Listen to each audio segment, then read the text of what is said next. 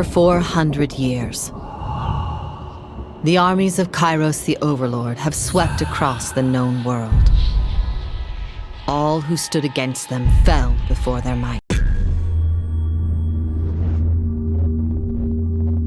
Hello all you RPG loving cosmonauts, as always I am Cosmic and today we're going to be reviewing Tyranny. Now Tyranny is the new RPG from Obsidian, who of course made Pillars of Eternity, and the game was published by Paradox Interactive, who are most well known for games like Stellaris. Now this is a game I have had my eye on for quite some time. One, because Obsidian made it, two, because it essentially uses the same engine and the same formula of Pillars of Eternity, which was successful, and the fact that I love top-down RPGs, and the resurgence of the genre in recent years has been something of a godsend to me personally, because this is where I spend all my personal time. Now, some of the greatest and my most favourite RPGs are RPGs that give you choice. They give you, you can go good, you can go evil, or they take a more realistic look at morality and its shades of grey. And you know, the likes of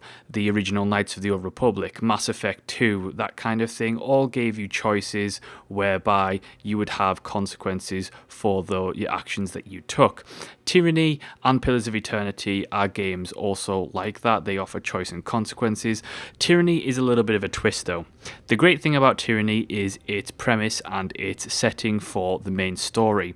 So instead of a adventurer looking for fame and glory, or a guy who's been pulled in and becomes a reluctant hero against all odds to face down the evil that's threatening to take over the world, in Tyranny it's all over. The evil overlord Sauron-esque character known as Kyrios has defeated pretty much any army on the face of the earth.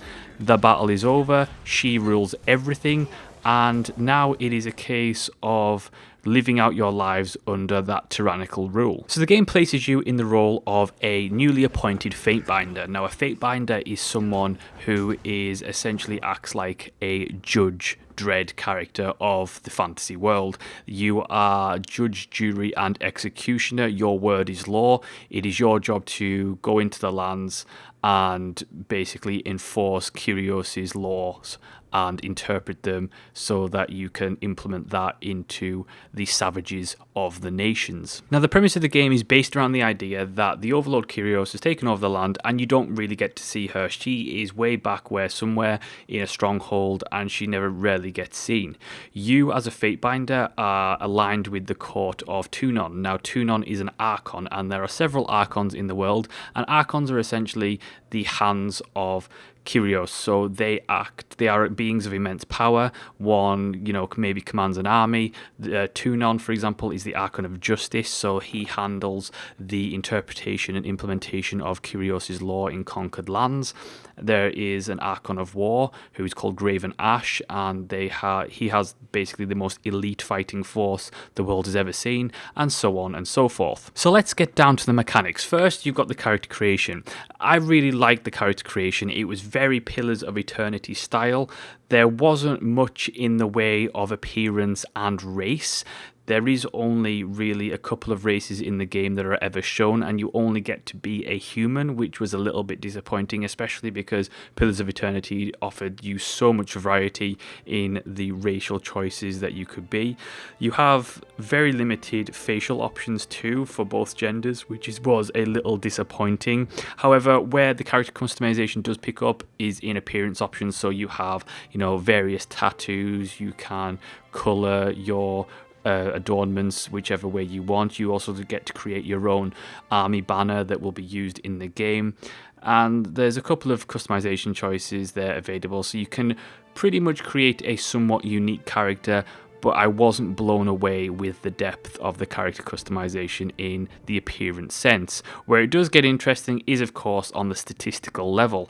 There are plenty of options to choose from. The game doesn't have classes, so to speak, but as with Pillars of Eternity, hybrid characters are going to be difficult to play, especially for a beginner of the game. It's best to specialize early and decide what you want to do. You can choose from 4 schools of magic, you can go with 2-handed weapons, you can go with 1-handed weapons, you can go with dual wield, you can go with bow. It's up to you, and you can specialize in those areas. And then on top of that, characters also have skills, things like athletics, subterfuge, lore, which will help you overcome obstacles in the game, as well as give you unique dialogue choices. The last thing to note about character creation is you also get to choose your background, which will also give you unique dialogue choices.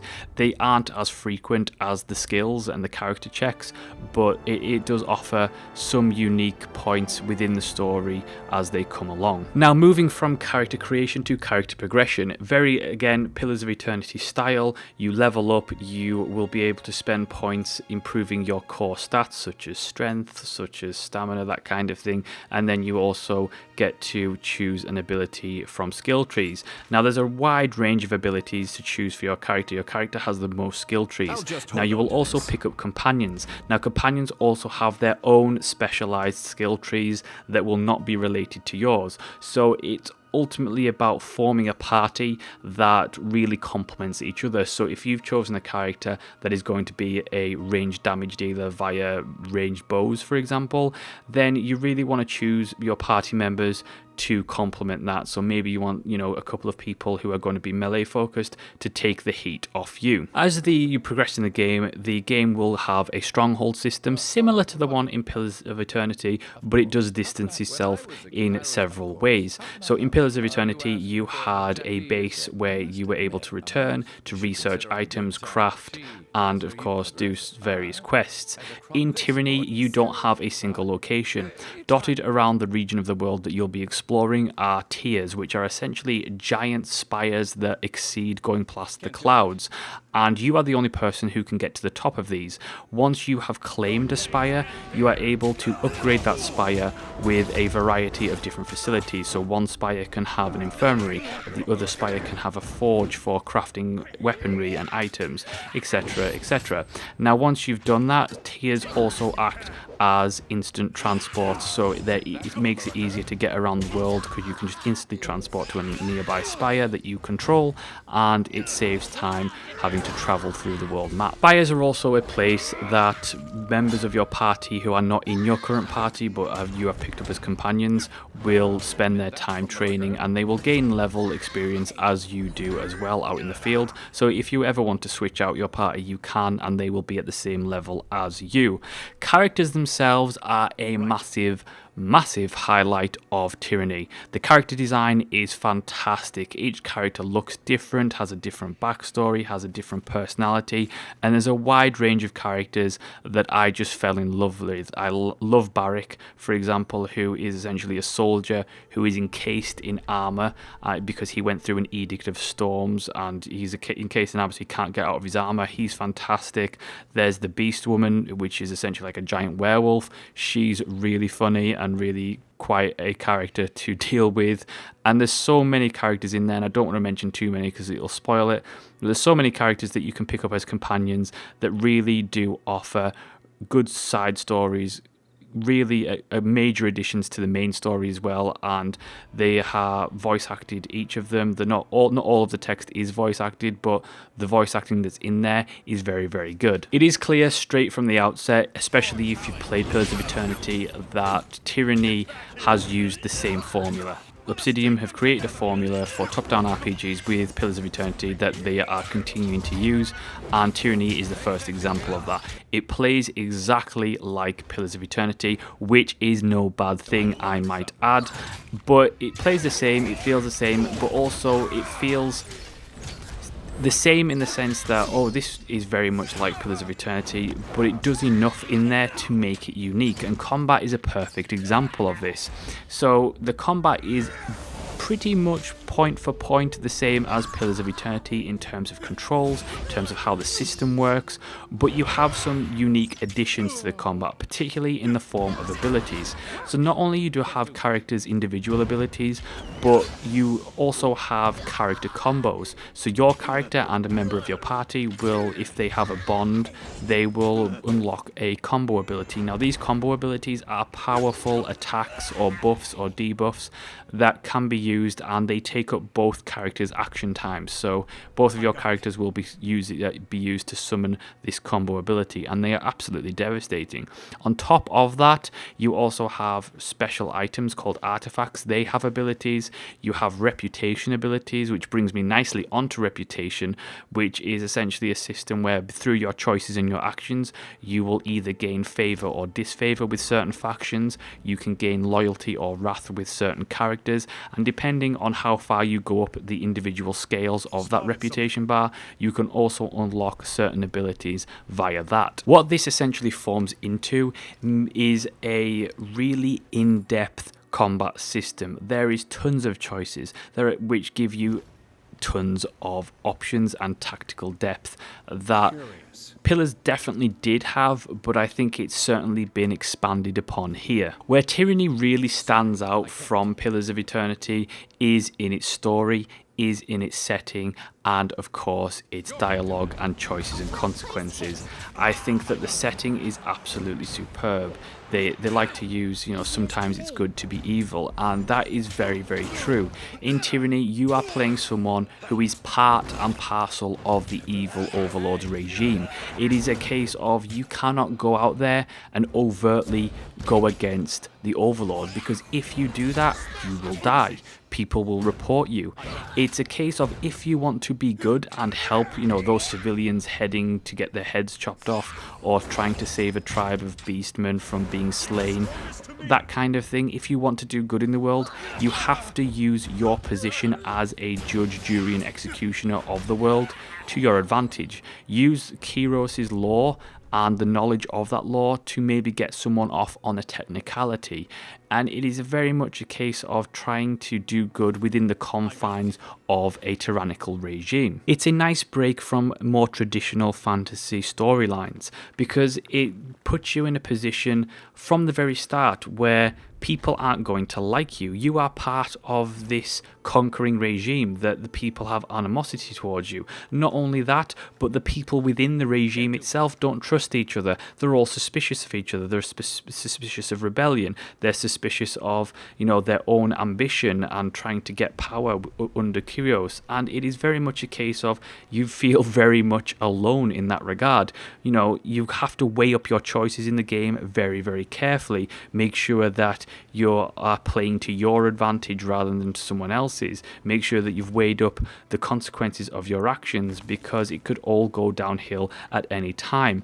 And the game and the story, and most importantly the writing and what voice acting there is, there's more text and dialogue than there is actual voice acting, but the voice acting that's in there is very good. But the quality of the writing is absolutely fantastic, which I expect nothing less from Obsidian, because Pillars of Eternity's writing was also fantastic. And it's a case of the whole game comes together to create an experience that is almost overboding. It is, a dark, tense system where you feel like you can't trust anyone, and if you try and be the goody-goody up front, I will tell you everything kind of thing, then people are going to betray you. The last thing I wanted to touch on is the graphics. The graphics of the game are fantastic. The locations and the world design is brilliant. There are really some stunning locations in this game. The art style is slightly changed from that of Pillars of Eternity. It's not something that is going to be very, very, it's definitely, you can see the resemblance in there in terms of, you can tell it's the same engine, but it is much more vibrant, almost cartoon-esque, and it looks fantastic and provides an experience, a visual experience at least, that works really well. Even better than the graphics, however, is the soundtrack. Now, I enjoy Pillars of Eternity soundtrack, but the soundtrack to Tyranny is phenomenal. I have to take my hat off to the composer on this one, because it is a fantastic soundtrack that it's very Game of Thrones-esque almost, and it is absolutely pleasure to listen to throughout the game. Overall, for me, it's a definite one to pick up. Now, there are several versions of the game available. I recommend picking up the Commander's Edition simply because the Archon Edition and the Overlord Edition, they just provide extras that have nothing to do with the game itself. It's just a case of getting the digital soundtrack, that kind of thing, which is worth picking up, by the way. But ultimately, the $45 version is absolutely fine because it has pretty much all of the content in there. And I was a little skeptical about the amount of editions available. It's a very Paradox interactive thing to do, but ultimately there's nothing in the Archon Edition and Overlord Edition that you're going to miss out on if you buy the Commander's Edition. It's a game that if you love RPGs and particularly plays of Pillars of Eternity, you will be able to pick this up, get into it straight away, and it's fantastic. There's multiple difficulty levels. You can have permadeath on, you can have Iron Man mode to make it even more difficult, and it's something that is just a joy to play throughout the game, and it has enough choices and consequences in there for multiple playthroughs. There's plenty of replayability in there, and I think that it is just an absolutely stellar RPG once again from Obsidian. So thank you so much for watching and listening. That has been my Tyranny review. Let me know what your thoughts are in the comment section below. If you enjoyed the video, hit the subscribe button, make sure to share on social media, and as always, I will see you next time.